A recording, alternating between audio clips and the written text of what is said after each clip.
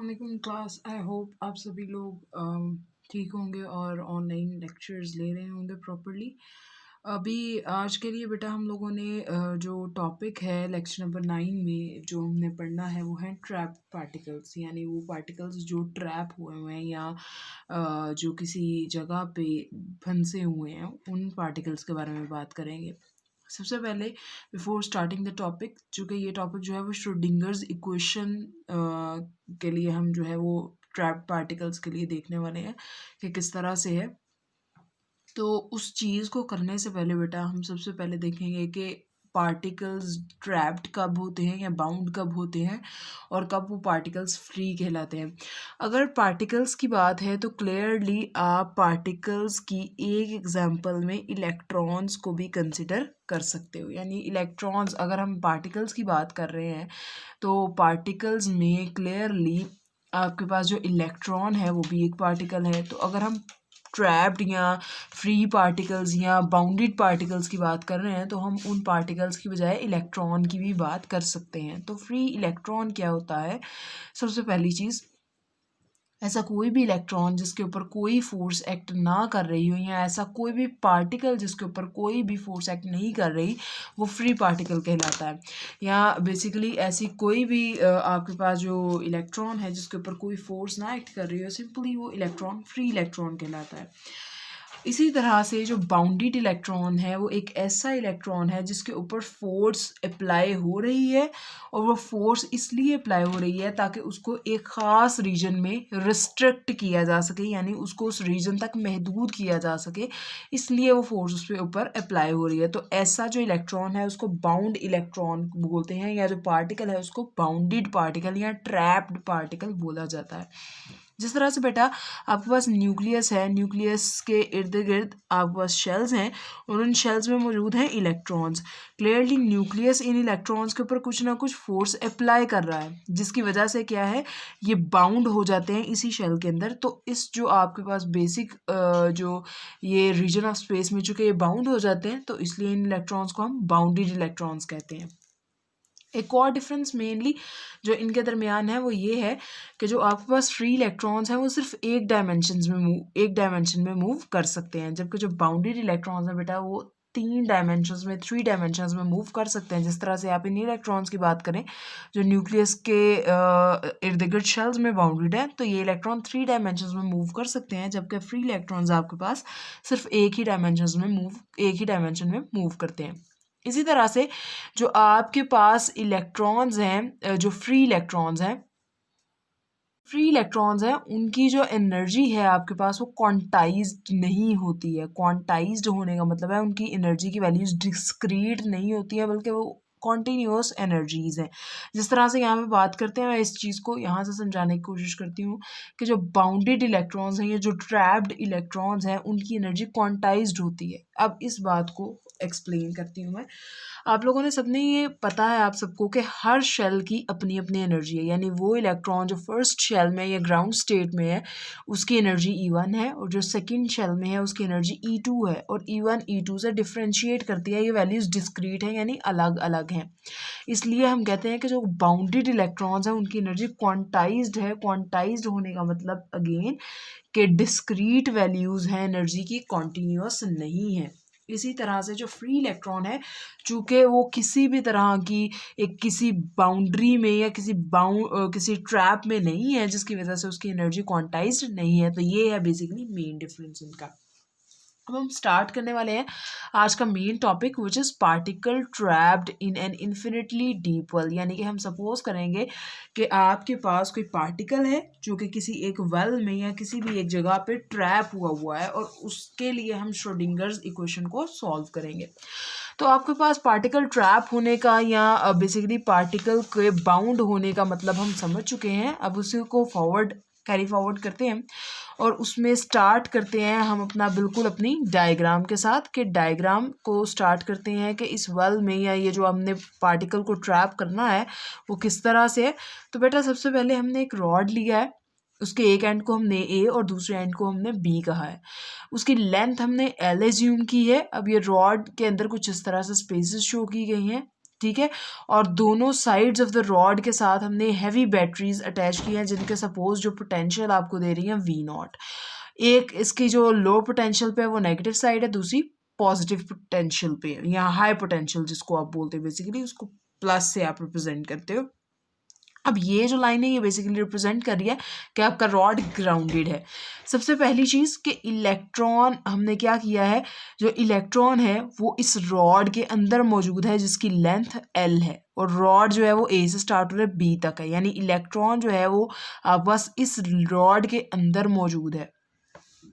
अब हमारे पास जाहिर सी बात है जब ये ए पे आएगा तो क्लियरली नेगेटिव साइड ए के साथ कनेक्टेड है, तो इसको इलेक्ट्रॉन चूंकि ऑलरेडी नेगेटिवली चार्ज है तो उसको थोड़ी रिपल्शन फेस करनी पड़ेगी। उसको रिपल्शन फेस करनी पड़ेगी तो ऑटोमेटिकली इलेक्ट्रॉन ए की तरफ से हट के बी की तरफ मूव करना शुरू कर देगा, और जैसे ही ये बी की तरफ पहुंचेगा, बी की तरफ जाएगा, तो इसको अगेन एक नेगेटिव जो है वहाँ पे अटैच्ड है, तो नेगेटिव साइड जब अटैच है तो इलेक्ट्रॉन को इधर से भी रिपल्शन फेस करनी पड़ेगी और वो वापस से मूव करेगा। इस जो रिपल्शन है इसकी वजह से इलेक्ट्रॉन जो है वो कभी ए की तरफ जाएगा और कभी बी की तरफ जाएगा, यानी electron to and fro move करेगा इन द रॉड और कभी भी इस रॉड के अंदर से बाहर नहीं निकल सकेगा। इसलिए जो इलेक्ट्रॉन है या जो ये पार्टिकल है, ये चूंकि इस रॉड जिसकी लेंथ L है इसके अंदर ट्रैप हो चुका है बेटा, इसलिए हम इस पार्टिकल को ट्रैप्ड कहते हैं, trap particle in one dimensional box या इन इन्फिनिट डीप वेल। ठीक, समझ आ गई होगी आई होप इस चीज की कि particle trapped in an infinitely deep well का क्या मतलब है यहाँ पे। अब जब बेटा आप लोगों को इक्वेशन, चूँकि मैंने स्टार्ट में ही बताया था कि हम बेसिकली ट्रैप्ड पार्टिकल्स के लिए इक्वेशन को सॉल्व करने वाले हैं, तो उसके लिए हमें कुछ लिमिटेशंस या कुछ स्पेसिफिक सिचुएशंस रखनी पड़ेंगी। तो उसको हम स्टार्ट करते हैं सिचुएशंस को कुछ इस तरह से कि विद इन वेल सपोज आपके पास जो रॉड है उसकी लेंथ जो है वो 0 से लेकर L तक है, ठीक है आपके पास। तो हम ये सपोज करते हैं कि जैसे ही आपके पास वो 0 से ज़्यादा है अगर x की वैल्यू, या L यानी टोटल लेंथ से थोड़ी सी कम है, तो आपके पास सारी की सारी जो इंटायर एनर्जी है वो आपके पास काइनेटिक एनर्जी है, ताकि रॉड के अंदर इलेक्ट्रॉन है वो मूव करता रहे, क्योंकि आपके पास उसको एक नेगेटिव पोटेंशियल फेस करना पड़ा जिसकी वजह से ऑटोमेटिकली वो मूव करता रहेगा। उसकी जो पोटेंशियल एनर्जी है वो क्या होगी, 0 होगी।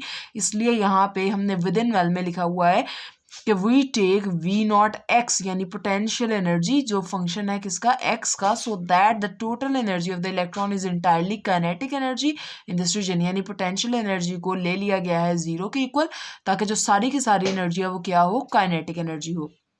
जबकि आउटसाइड द वेल यानी कि जब x इक्वल टू 0 होगा या x इक्वल टू L होगा, दोनों केसेस में आपके पास जो पोटेंशियल एनर्जी है वो इन्फिनिट हो जाएगी, या फिर इसके अलावा भी कहीं अगर L से बड़ा है या 0 से छोटा है तो दोनों केसेस में आपके पास पोटेंशियल एनर्जी जो है वो इन्फिनिट हो जाएगी।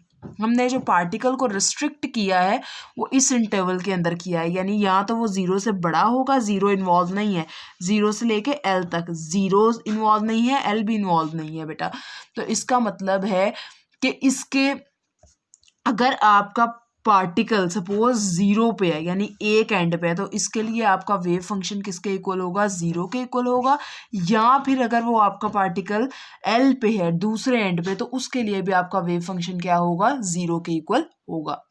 हमने जो लिमिट्स बेटा सेट की हैं वो ये है कि पार्टिकल आपका जो है वो इस रीजन के या इस इंटरवल के अंदर अंदर है, अगर वो इस इंटरवल के बाहर है तो आपका वेव फंक्शन ऑटोमेटिकली क्या हो जाएगा, 0 हो जाएगा, क्योंकि किसी भी सूरत आपका पार्टिकल इसके बाहर जो है वो इस आपके पास इस रीजन के अंदर लाई नहीं कर रहा है। ठीक, अब हमने इसको कुछ इस तरह से एक्सप्लेन किया कि सपोज हमारे रॉड है, इसकी लेंथ 0 to L है, इसके अंदर अगर आपके पास पार्टिकल है तो पोटेंशियल एनर्जी 0 है, अगर 0 बाउंड्री पे है तो भी इन्फिनिटी के इक्वल है पोटेंशियल एनर्जी, और अगर 0 से कम है तो भी इन्फिनिटी, अगर L से ज़्यादा है तो भी इन्फिनिटी, और अगर L पे है तो भी आपको पोटेंशियल एनर्जी किसके बराबर है, इन्फिनिटी के बराबर है।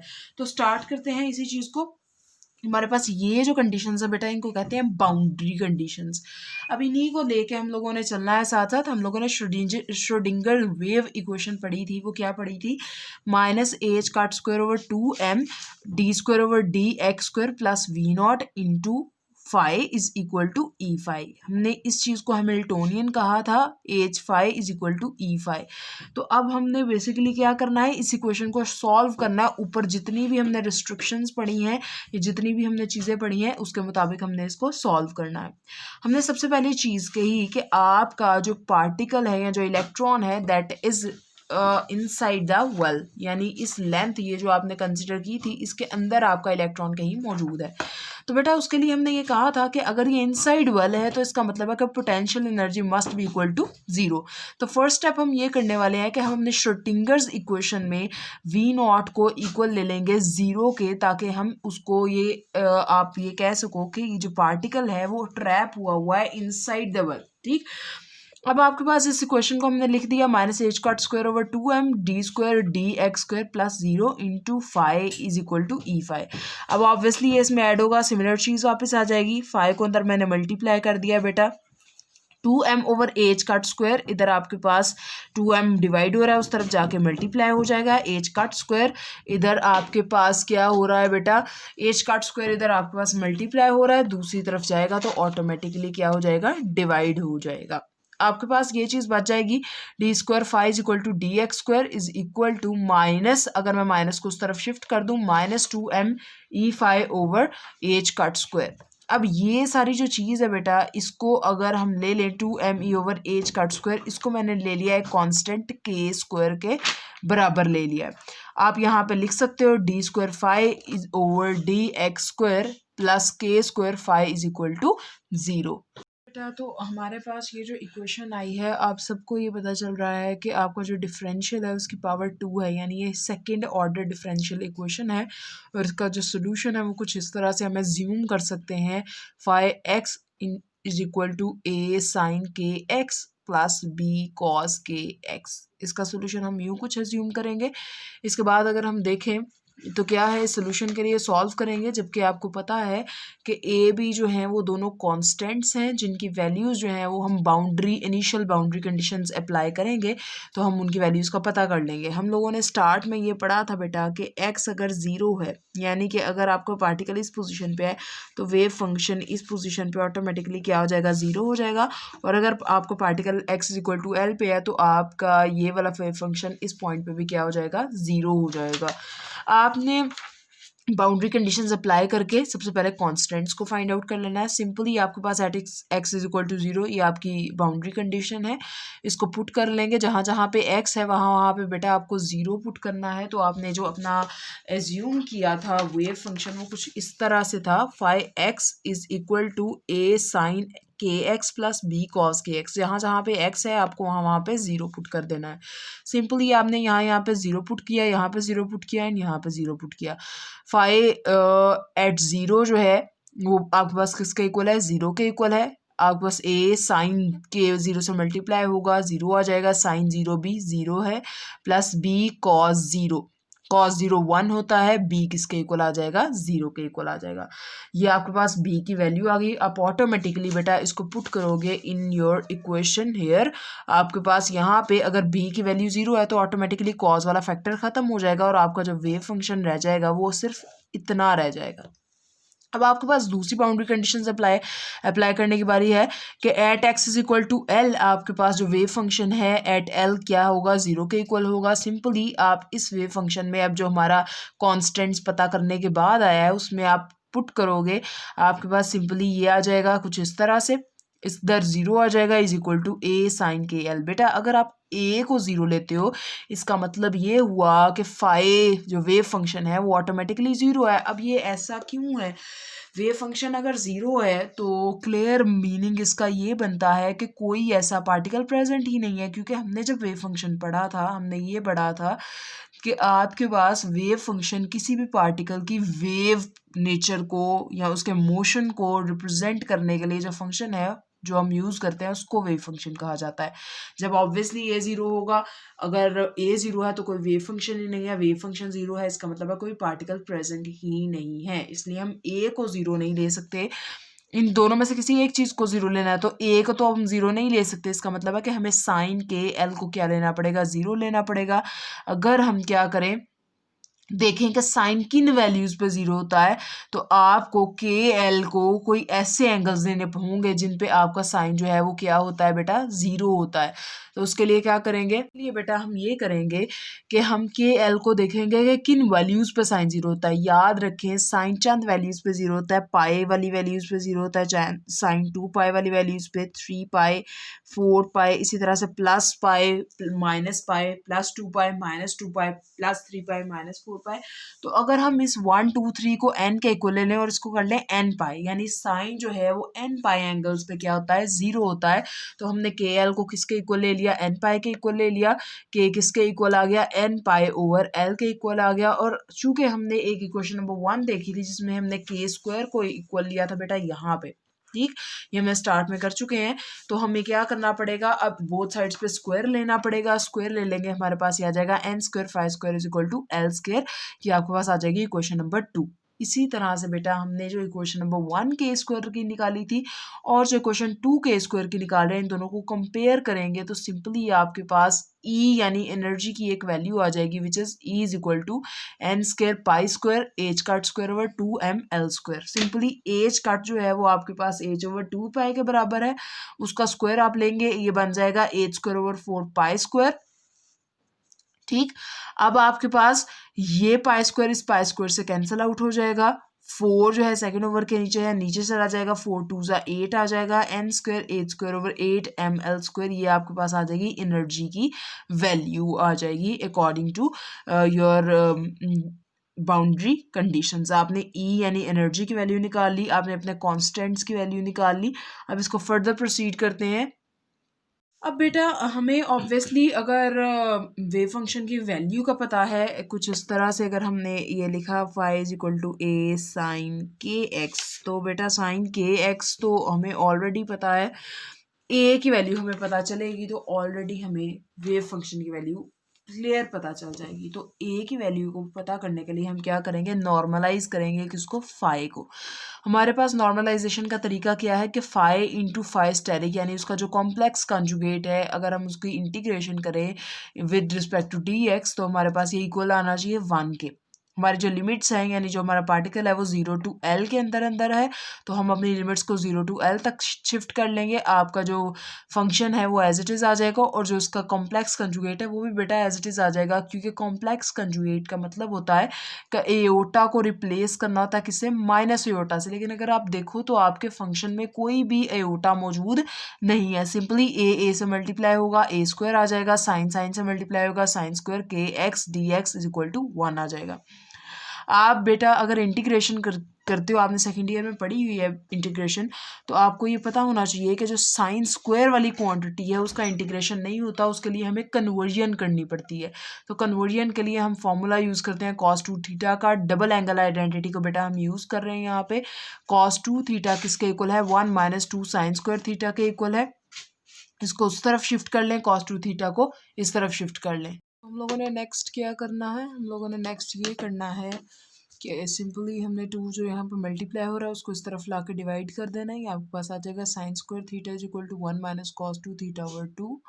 आप अगर इसको थीटा को के एक्स उसकी जगह पे पुट करो, बिकॉज आप बस यहाँ पे जो आपका है जो बेसिक चीज़ है उसमें के एक्स है, थीटा की जगह पे के एक्स पुट करोगे, सिंपली यहाँ पे के एक्स आ जाएगा, इसको पुट करोगे, 2 कांस्टेंट है, 2 को आप बाहर ले सकते हो। 2 को जब बेटा आप बाहर लोगे तो ये आपके पास कुछ इस तरह से आ जाएगा, इंटीग्रेशन सिंपली दोनों पे अप्लाई हो जाएगी, 1 पे भी और 2 के एक्स कॉस 2 के एक्स पे सेपरेटली अप्लाई हो जाएगी। सिंपली इंटीग्रेशन किसी भी कांस्टेंट की x होती है, ये इसके लिमिट्स हैं 0 टू L। इसी तरह कॉस की जो इंटीग्रेशन है वो साइन 2x है, साइन 2 के x है, और जो भी एंगल होता है उसका नीचे हम डेरिवेटिव ले लेते हैं विद रिस्पेक्ट टू x। तो आपके पास यहाँ पे जो डेरिवेटिव है विद रिस्पेक्ट टू x वो 2 की आ जाएगा, कांस्टेंट से बाहर आ जाएंगे और डेरिवेटिव x का 1 आ जाएगा।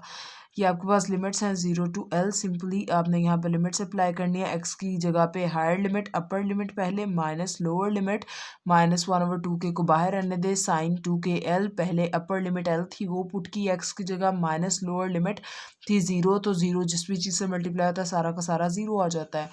सिंपली आपके पास ये आ जाएगा a² इंटू L -0 L के इक्वल आ जाएगा -1/2k और sign 2kl because sign 0 is 0, तो आपके पास इज इक्वल टू 1। ये आ जाएगा a² into L -1/2k is into sine 2πn। अब ये किस तरह से हुआ बेटा, ये साइड पे मैंने मेंशन कर दिया हुआ है कि जो k है वो n/L के बराबर है, इसलिए हमने यहाँ पे वैल्यू पुट करके उसको कर लिया है सॉल्व। अब आपके पास नेक्स्ट क्या है, नेक्स्ट ये है कि साइन 2πn या साइन बेसिकली n π हम लोगों ने पीछे भी पढ़ा है कि ये किसके इक्वल है, 0 के इक्वल है, तो सिंपली हम यहाँ पे 0 प्लेस कर सकते हैं। आपके पास a 0 से मल्टीप्लाई होगा, सिंपली 0 आ जाएगा, a²L/2 आ जाएगा, -0 इज इक्वल टू 1। यहाँ से अब आप a की वैल्यू निकाल सकते हो, a² की 2/L, बोथ साइड्स पे स्क्वायर रूट ले लें, एक इसके इक्वल आ जाएगा √2/L और हमारा जो वेव फंक्शन है वो बेसिकली बन जाएगा φx is equal to √2/L sine n π/L into x। अब ये आपके पास क्या आ गया है, ये क्वांटम सोल्यूशन आ गया है किसका, श्रोडिंगर वेव इक्वेशन ऐसे पार्टिकल के लिए जो कि एक इन्फिनिट वेल के अंदर जो है वो इनक्लोज्ड है, ट्रैप्ड है, और आपके पास ये बेसिकली अनएक्सपेक्टेड फीचर्स आपको बताता है। अब इन अनएक्सपेक्टेड फीचर्स की हम बात करने वाले हैं। यहाँ पे हमारे पास जो इलेक्ट्रॉन है, पहला फीचर है कि इलेक्ट्रॉन कभी भी इन्फिनिट वेल या जो हमारे पास वो जो 1 डायमेंशनल लेंथ है उसके अंदर कभी भी रेस्ट पे नहीं है। अब इस चीज़ का जो एक थ्योरेटिकल या प्रूफ है वो इस चीज़ से है कि हमारे पास जो एनर्जी है वो इसके इक्वल है n²/8² फ्रॉम प्रीवियस यहाँ पर जो हमने कैलकुलेशंस की हैं। अगर हम n को 1 के इक्वल लें ग्राउंड स्टेट के लिए देखें तो आपकी एनर्जी की कुछ ना कुछ वैल्यू बनती है। दैट मीन्स कि आपके पास ये 0 पॉइंट एनर्जी है, यानी ये सबसे लोएस्ट एनर्जी है, यानी कि इन शॉर्ट हम कह सकते हैं कि जो आपकी लोएस्ट एनर्जी है that is not equal to 0। यानी कि सिंपली आप ये कह सकते हो कि जो ट्रैप्ड पार्टिकल है वो कभी भी रेस्ट पे नहीं है इनसाइड अ डीप वेल। अगर एनर्जी 0 नहीं है, लोएस्ट एनर्जी, इसका मतलब ये है कि जो आपका पार्टिकल ट्रैप हुआ है वो कभी भी इन्फिनिट डीप वेल के अंदर जो है वो आपके पास रेस्ट पर नहीं है। दूसरी चीज़, electron spend more time in certain parts than the others, यानी कि कुछ पार्ट्स में इलेक्ट्रॉन ज़्यादा टाइम स्पेंड करता है और कुछ पार्ट्स में कम टाइम स्पेंड करता है। इस चीज़ को देखने के लिए आपके पास वेव फंक्शन है, आपके पास φn into x is equal to a sine n πL/x। अब इसको सॉल्व करते हैं या इसको देख लेते हैं आगे किस तरह से है। तो अगर हम क्या करें, इसको देखने के लिए क्या करेंगे, प्रोबेबिलिटी डेंसिटी और जो आपकी लेंथ है या पोजीशन की प्रोबेबिलिटी है उसके दरमियान एक ग्राफ बनाते हैं। सिंपली प्रोबेबिलिटी डेंसिटी क्या है, it is basically the absolute it is the square of the absolute value of the wave function. Wave function की वैल्यू लिखी, स्क्वायर किया उसका, तो आपके पास प्रोबेबिलिटी डेंसिटी की कुछ की वैल्यू बन गई। n इज इक्वल टू 1 के लिए जब आप ग्राफ देखते हो वो कुछ इस तरह से आता है, n इज इक्वल टू 2 के लिए ये ग्राफ है, n इज इक्वल टू 3 के लिए ये ग्राफ है बेटा, and n is equal to 15 के लिए आपके पास ये सारा ग्राफ है। सिंपली देखा ये जा रहा है कि अगर हम कर्व को ऑब्जर्व करें, उनको देखें, तो हमारे पास जो है वो n इज इक्वल टू 1 के लिए अगर देखें तो इलेक्ट्रॉन जो है वो is found near the centre of the trap, यानी कि 0 से L तक अगर ट्रैप है तो कहीं पे जो इलेक्ट्रॉन की पाए जाने की सबसे ज़्यादा प्रोबेबिलिटी कहाँ पे है, at the centre of the trap. और इसी तरह से ये भी ऑब्जर्व किया जा रहा है कि जितने क्वांटम नंबर्स n जो है वो बेसिकली आपके पास क्वांटम नंबर है, जब n 1 है, 2 है, 3 है, n इज इक्वल टू 15 है, तो जितने ज़्यादा आपके पास जो है वो क्वांटम नंबर है उतनी जो इलेक्ट्रॉन फाइंड आउट करने की या उसको लोकलाइज करने की जो प्रोबेबिलिटी डेंसिटी है वो उतनी ही ज़्यादा यूनिफॉर्म होती जा रही है। यानी n इज इक्वल टू 2 के लिए 2 बार वो प्रोबेबिलिटी डेंसिटी मैक्सिमम हुई है, n इज इक्वल टू 3 के लिए उसी तरह से, n इज इक्वल टू 15 के लिए उसी तरह से। यानी कि बेटा जैसे जैसे आपके पास क्वांटम नंबर्स या स्टेट्स हायर होती जा रही हैं तो उस केस के लिए जो प्रोबेबिलिटी डेंसिटी है अक्रॉस द ट्रैप वो ज़्यादा से ज़्यादा जो है वो यूनिफॉर्म होती जा रही है। अब इस चीज़ को इसका एक फर्दर रिजल्ट है जो कि कॉरस्पॉन्डेंस प्रिंसिपल है, जिसको हम फर्दर आगे डिटेल में स्टडी करने वाले हैं, तो उसको भी मैं डिस्कस यहाँ पे नहीं कर रही हूँ। है पोर्शन थर्ड फीचर है कि electrons can escape from this trap. तो जो इलेक्ट्रॉन है, ये जो पार्टिकल है, वो इस ट्रैप से बाहर निकल सकता है। अभी किस तरह से हमने दो वेल्स को कंसिडर करना है जो सेम विड्थ के हैं, लेकिन एक की डेप्थ, एक की जो गहराई है वो इन्फिनिट है और एक की जो गहराई है वो फिनिट है। यानी कि एक की गहराई आपके पास इन्फिनिट होने का मतलब ये है कि वो आपके पास जो है वो काउंट नहीं की जा सकती, जबकि एक की काउंट की जा सकती है, फिनिट की काउंट की जा सकती है। क्लियरली आपके पास यहाँ पे मैंने दो एनर्जीज लिखी हैं, ground state energy finite well के लिए ये है और जो इन्फिनिट वेल है उसके लिए बेटा ये है। तो क्लियरली जो इन्फिनिट वेल के लिए अगर देखा जाए तो एनर्जी जो है वो हायर है, इसका मतलब है वेवलेंथ स्मॉल है, यानी कि जो वेवलेंथ है वो neatly between the walls of the well आपके पास क्या होंगी, लोकेट की जा सकती हैं। जबकि अगर इन्फिनिट वेल की बात की जाए बेटा, सॉरी फिनिट वेल की अगर बात की जाए, तो उस केस में जो एनर्जी आई है वो आपके पास लेसर है, यानी कि वेवलेंथ आपके पास ऑटोमेटिकली रिलेशन से, चूँकि इन्वर्स रिलेशन है, क्लियरली वेवलेंथ ज़्यादा होगी। अगर वेवलेंथ ज़्यादा होगी तो वो नीटली फिट नहीं आ सकेगी, जबकि वो आपके पास जो है वो फैल जाएगी beyond the walls of the well. अगर वो फैल जाएगी, क्लियरली अगर वेवलेंथ ज़्यादा है तो मोमेंटम ऑटोमेटिकली कम है, और अगर आपके पास मोमेंटम कम है या मोमेंटम में अनसर्टेनिटी कम है, क्लियरली जो आपके पास पोजीशन है उसमें अनसर्टेनिटी ज़्यादा है। तो then width of the wall well so it can escape from the traps. So clearly आपके पास इसका मतलब ये हुआ कि अगर आपके पास अनसर्टेनिटी इन मोमेंटम कम है, इसका मतलब है पोजीशन में अनसर्टेनिटी ज़्यादा है, यानी कि आपके पास ये जो ट्रैप है उसके बाहर भी आप इसके पार्टिकल को, जो पार्टिकल है उसको लोकलाइज कर सकते हो सिंपली। बेटा ये टॉपिक होता है यहाँ पे एंड।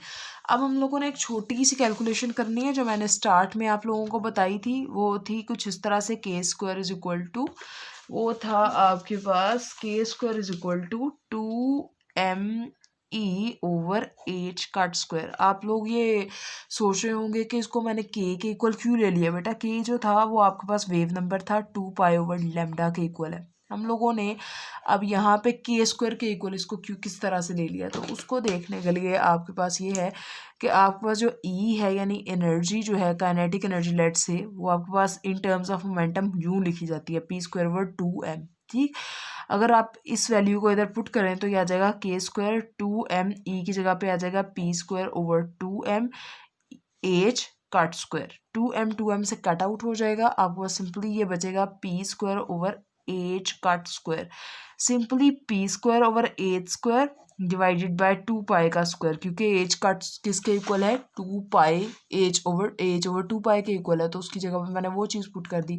p²/h², सेकेंड ओवर में जो भी चीज़ है बेटा वो ऊपर चली जाएगी, 2π² ये आपके पास लैम्डा के इक्वल आ जाएगा, लैम्डा का square, p/h is equal to lambda होता है, लैम्डा स्क्वायर इंटू 2π² ठीक है, ये 1/λ² के बेटा इक्वल है भाई।